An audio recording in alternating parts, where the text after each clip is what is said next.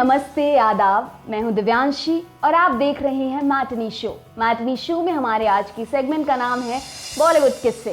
इसमें हम सुनाते हैं किस्से और कहानियां फिल्मों और फिल्म वालों की। आज की शो में हम बात करेंगे कल्ट क्लासिक्स में गिनी जाने वाली फिल्म मेरा नाम जोकर की। शोमैन राज कपूर की इस फिल्म ने अपनी रिलीज के 50 साल पूरे कर लिए हैं। राज कपूर लंबे समय से एक फिल्म प्लान कर रहे थे। वो चाहते थे कि 1949 में आई अंदाज की तरह इस फिल्म में उनके साथ नरगिस और दिलीप कुमार काम करें। ये लेट 50s की बात है, मगर अब इन तीनों ही एक्टर्स का आपसी इक्वेशन बदल चुका था। नरगिस अब राज कपूर के साथ नहीं थी। रिपोर्ट्स के मुताबिक दिलीप कुमार इस फिल्म में काम करने को तैयार तो हो गए, मगर उनकी एक शर्त थी।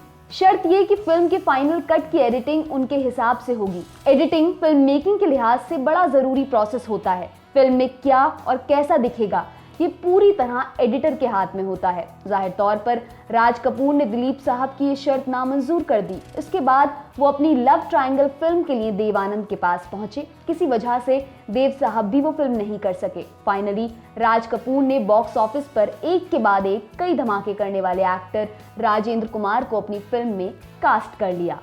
नरगिस वाले रोल में वैजयंती माला को ले लिया। संगम नाम से बनी ये फिल्म 1964 में रिलीज हुई और बहुत बड़ी हिट साबित हुई। इसके बाद राज कपूर ने अपने ड्रीम प्रोजेक्ट पर काम करना शुरू किया। इस फिल्म का नाम था मेरा नाम जोकर। संगम की रिलीज के ठीक बाद यानी 1964 में राज कपूर ने इस फिल्म पर काम शुरू कर दिया था, मगर इसे पूरी तरह बनकर रिलीज होने में 6 साल का समय लग गया। जब कोई फिल्म लंबे समय तक मेकिंग में रहती है तो उससे जाहिर तौर पर लोगों की उम्मीदें बढ़ जाती हैं। उदाहरण के तौर पर मुगले आजम को ही ले लीजिए, जिसे बनने में 14 साल लगे थे। खैर, मेरा नाम जोकर राज कपूर की मैग्नम ओपस थी। वो इसे बनाने में कोई कसर नहीं छोड़ना चाहते थे। समय के साथ साथ इस फिल्म पर पैसा भी खूब लगाया गया। कहा जाता है इस फिल्म को बनाने में 1 करोड़ रुपए का खर्च आया था। 18 दिसंबर 1970 को मेरा नाम जोकर भारत में रिलीज हुई। फिल्म से राज कपूर को ही नहीं, जनता को भी बड़ी उम्मीदें थीं, मगर फिल्म टिकट खिड़की पर धराशायी हो गई।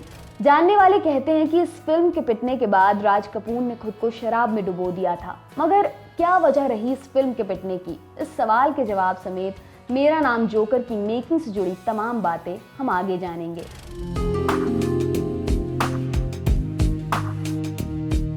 कपूर खानदान के साथ एक बड़ी दिलचस्प बात जुड़ी हुई है। बात ये कि इस खानदान का कोई भी शख्स अपनी मर्जी से फिल्म एक्टिंग में नहीं जाना चाहता था। पृथ्वीराज कपूर को फिल्मों में आने का मौका रविंद्रनाथ टैगोर की वजह से मिला।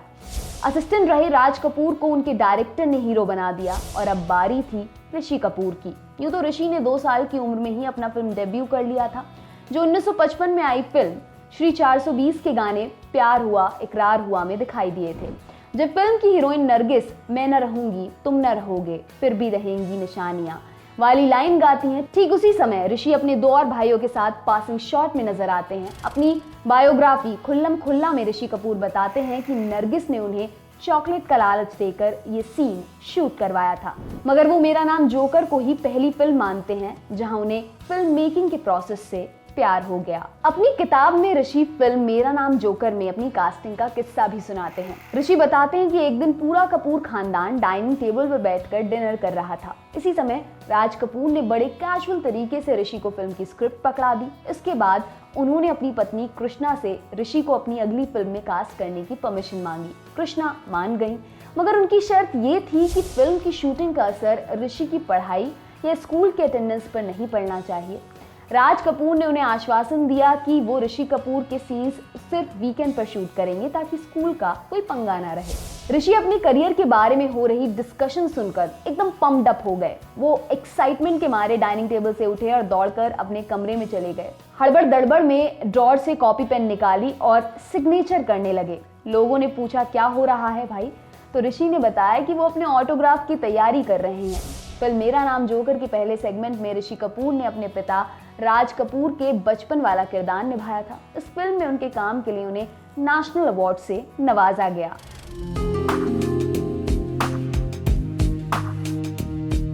राज कपूर की मेरा नाम जोकर में धर्मेंद्र और मनोज कुमार जैसे एक्टर्स गेस्ट रोल में नजर आए थे। जब राज कपूर ने फिल्म में एक रोल के लिए मनोज कुमार को अप्रोच किया, तब वो मुंबई से बाहर शूटिंग कर रहे थे। राज कपूर ने मनोज कुमार को फोन किया। किसी गड़बड़ी की वजह से मनोज कुमार ने रॉन्ग नंबर बोलकर फोन काट दिया।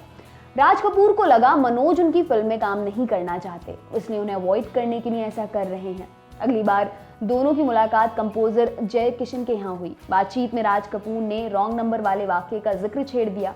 इसके बाद मनोज कुमार ने उन्हें उस दिन का पूरा किस्सा सुनाया और कहा कि वो बेशक उनकी फिल्म में काम करेंगे। राज कपूर ने पहले उनकी बात सुनी और फिर उनकी गोद में सिर रखकर रोने लगे। उन्हें लगा कि उन्होंने मनोज कुमार को गलत समझ लिया था। जब मनोज कुमार ने राइटर के अब्बास के लिखे डायलॉग्स बोलने से इनकार कर दिया तो राज कपूर ने उन्हें अपने डायलॉग्स खुद लिखने की परमिशन दी। जब मनोज कुमार ने अपना लिखा डायलॉग राज कपूर को दिखाया तो वो इम्प्रेस्ड हो गए और उन्हें वही डायलॉग्स फिल्म में इस्तेमाल करने की इजाजत दी। फिल्म में दूसरे कैमियो के लिए राज कपूर ने राजकुमार से बातचीत शुरू की। राजकुमार ने सीधे उस रोल को करने से मना कर दिया। उनका कहना था कि वो धर्मेंद्र और मनोज कुमार की तरह ऐसा वैसा गेस्ट रोल नहीं करना चाहते। इस चीज से राज कपूर चिढ़ गए। दोनों की आपस में तू तू मैं होने लगी। बात इतनी बढ़ गई कि राजकुमार ने ये कह दिया कि वो उनसे काम मांगने नहीं आए थे। राज कपूर अपनी जरूरत के लिए उनके पास आए थे। इससे दोनों के बीच कटुता बढ़ गई। राज कपूर ने इसका बदला लेते हुए अपनी फिल्म के गाने कहता है जोकर सारा जमाना में राजकुमार के डुप्लीकेट को कास्ट कर लिया। ये एक तरह से राजकुमार को नीचा दिखाने की कवायद थी।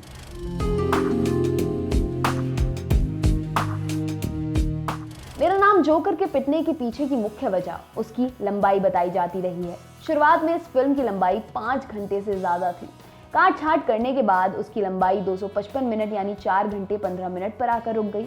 मगर राज कपूर की पिछली फिल्म संगम की लंबाई भी 3 घंटे 44 मिनट थी और वो बहुत बड़ी हिट साबित हुई थी। उसी फिल्म ने राज साहब को दोबारा इतनी लंबी फिल्म बनाने का बल दिया था।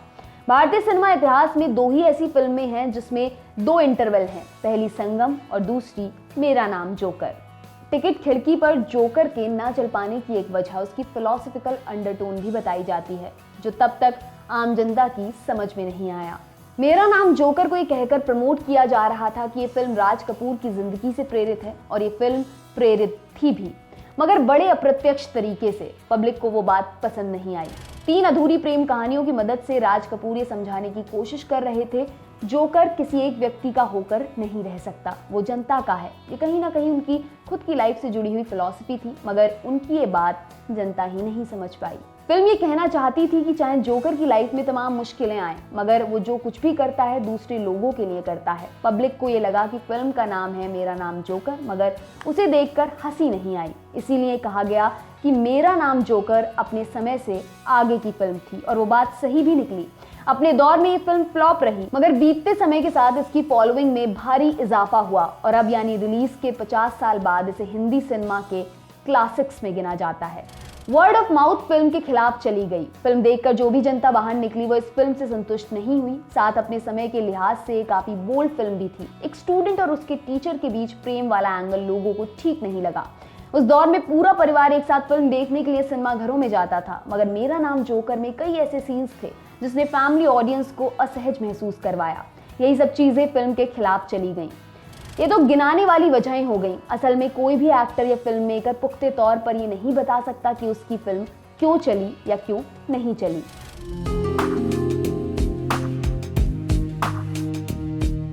मेरा नाम जोकर राज कपूर के करियर की सबसे महंगी और महत्वाकांक्षी फिल्म थी।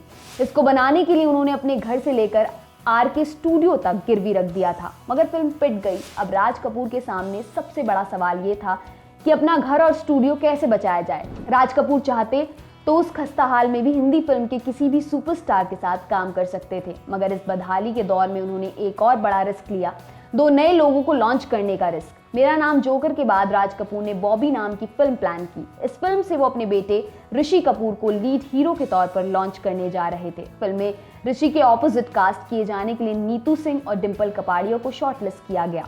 फाइनली ऋषि और डिम्पल को लीड रोल में लेकर बॉबी बनी। उस समय इंडिया की सबसे कमाऊ फिल्म थी देव आनंद स्टारर जॉनी मेरा नाम। कहा जाता है कि जॉनी मेरा नाम ने हर टेरिटरी से 50 लाख रुपए कमाए थे। बॉबी रिलीज हुई और उसने जॉनी मेरा नाम से दुगनी कमाई की।